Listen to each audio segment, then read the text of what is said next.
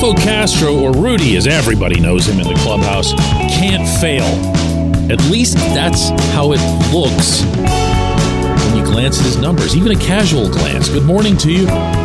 Good Thursday morning. I'm Dejan Kovacevic of DK Pittsburgh Sports, and this is Daily Shot of Pirates. It comes your way bright and early every weekday if you're into football and or hockey. I also offer daily shots of Steelers and Penguins in the same place that you found this.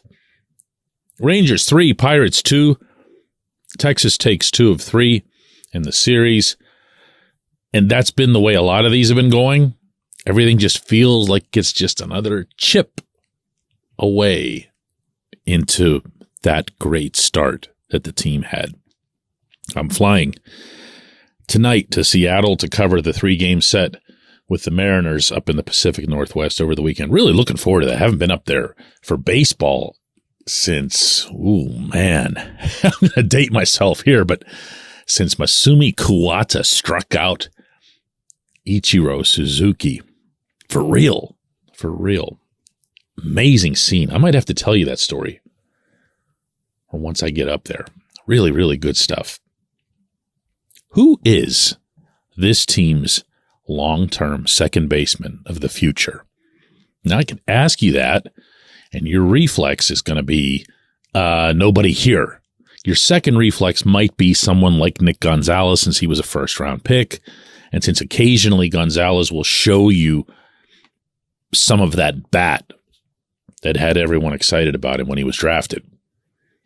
But the more you watch a Gonzalez, the more you see a lot of swing and miss. And he's not all that exciting, at least not in the moment. He's certainly not what Andy Rodriguez or Henry Davis is. But second base in Pittsburgh, you'll just bypass it, right? Am I right here? Ji-Hwan Bae, no one wants anything to do with him anymore, right? Remember my pick to click out of the spring, and I was all pumping it here and everything? We don't care about him anymore. All he does is get thrown out on the base pass, and he doesn't get on the base pass often enough for that to happen. Tucupita Marcano, he's still young. Occasionally he'll show you something. The Grand Slam the other day was obviously a really big deal. Only reason the Pirates were able to take one of those 3 from the Rangers. But you don't really think of him either, do you? And then there's Castro, who in some ways makes no sense. His overall stats. No. I'm not going to give you his overall stats first. His split stats. These are staggering.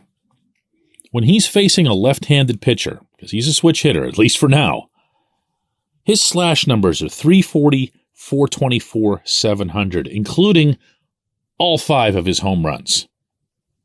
From the other side of the plate, 203 as a batting average. I don't even need to read the rest of them to you. No power, no nothing from the other side of the plate. Where Castro becomes interesting is that his overall numbers, if you just pretend that those splits don't exist, which I understand isn't easy to do, his overall numbers, I mentioned the 5 homers, he has an 805 OPS, that's on base plus slugging percentage. I think that's the best cumulative offensive stat that exists. Felt that way for a long time now. 805. If you rank his 805 on base plus slugging percentage among National League second basemen, it's 4th best. It's a tie with Ketel Marte, who we just saw in town with the Diamondbacks, and I think we would all agree Ketel Marte is a guy. He's somebody worth paying attention to in the league at his position. Good player. We don't think of Castro that way. I don't think anybody thinks of Castro that way. And we can talk about his defense. We can talk about his base running mistakes and whatever else here. And that makes for good theater. But what keeps you in the lineup, what keeps you getting run out onto the field every day is consistency at the plate. As I'm saying all the time, the bat plays. And Castro doesn't. There's still something that's off with Castro. And it might be in management's eyes, it might just be in Derek Shelton's eyes, that if he's going to put him out there against a right-handed pitcher, and of course that's what you're going to see more often than not, he's putting a 200 hitter into the lineup.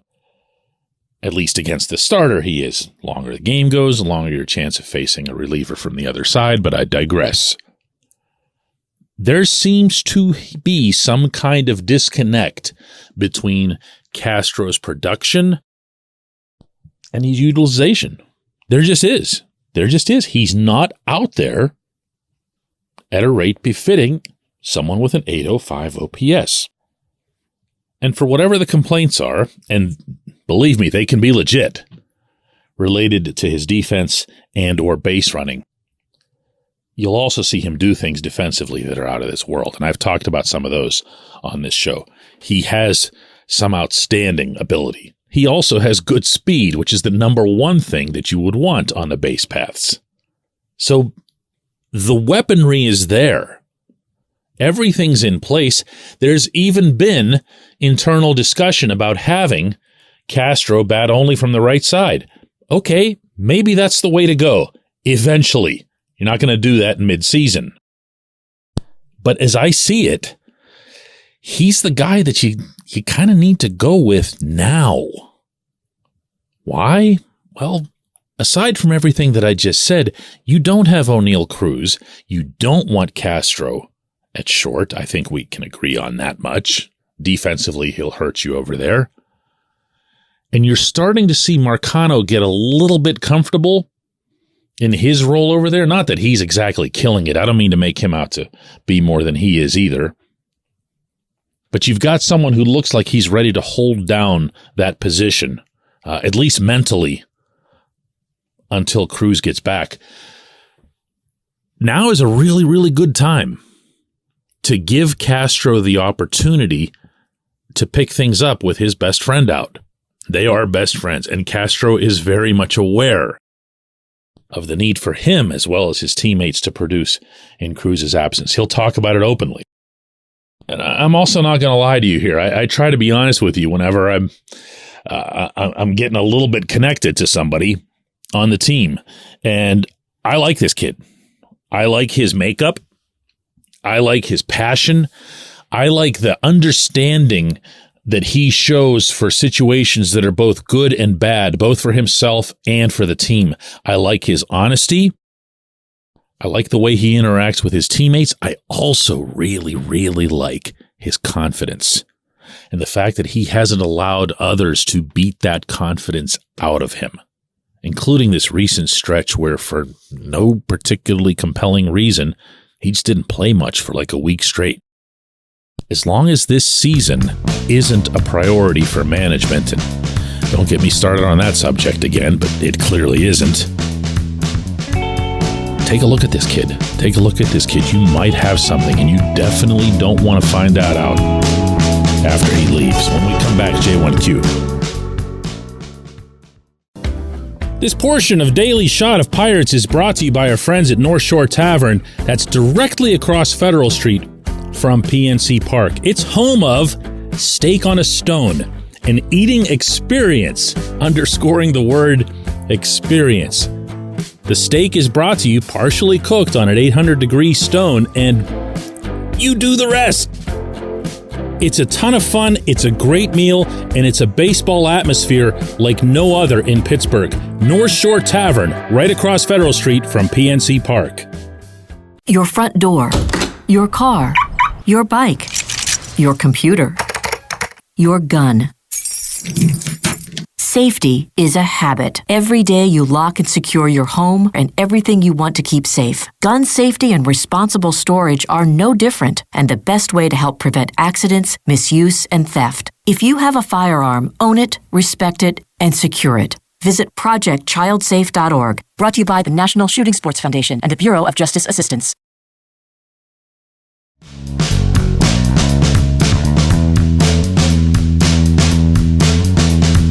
Today's J1Q comes from Dan, who asks, DK, should Brian Hayes try to turn himself into a different hitter? Maybe add a little bit of an uppercut. Isn't that what all the launch angle data is supposed to teach us that a player should do?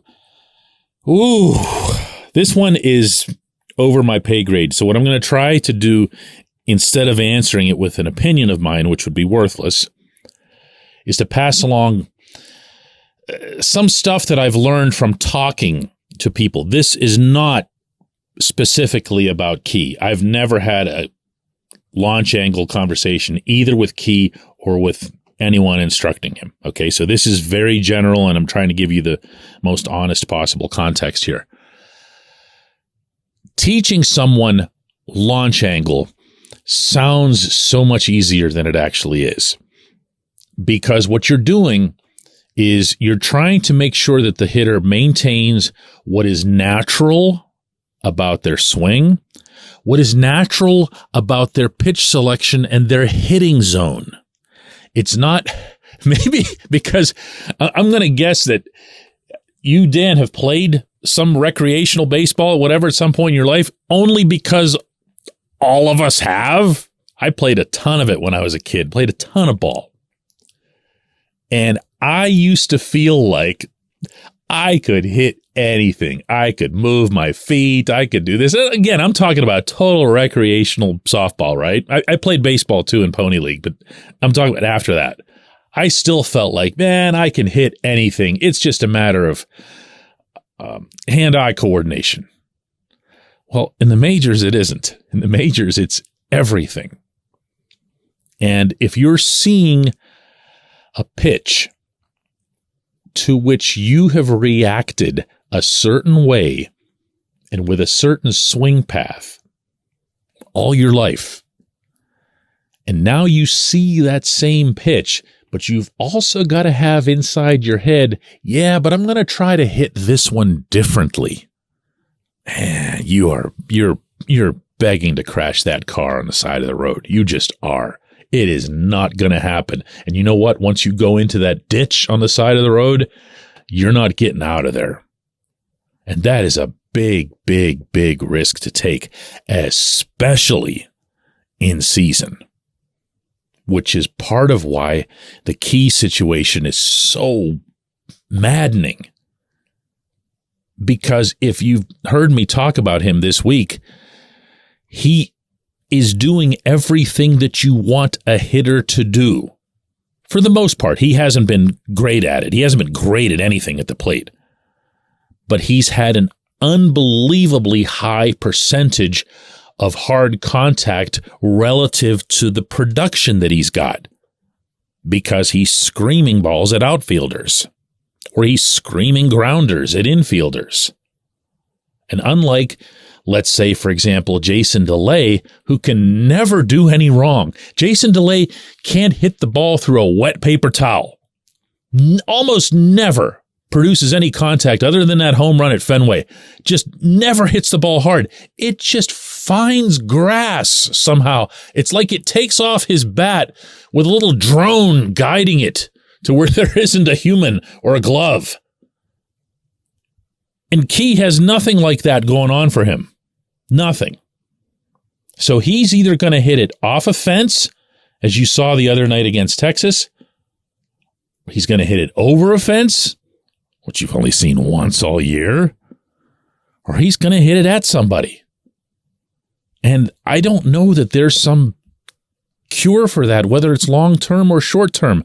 But I am definitely not in favor of walking up to him tomorrow at the ballpark in Seattle and saying, hey, Key, why don't you try swinging up in the air a little bit? It's just not, it's not going to happen. It's not going to happen. And that's why neither you nor anyone else, would want to suggest such a thing.